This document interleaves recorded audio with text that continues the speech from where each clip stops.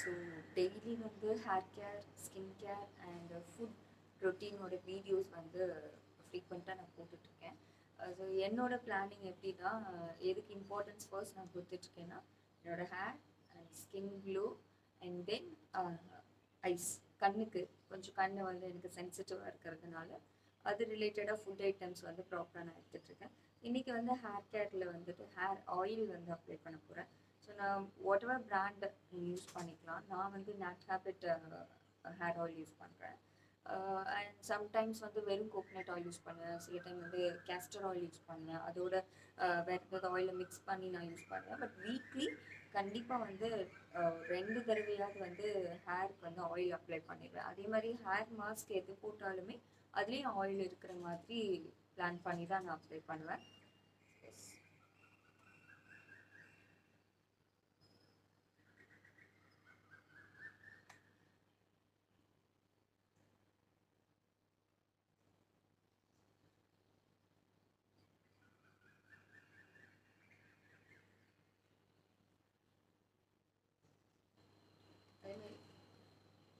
இப்போ ஊருக்கு போயிட்டு வந்தோம். ஊரில் வந்துட்டு பயங்கரமான வெயில்.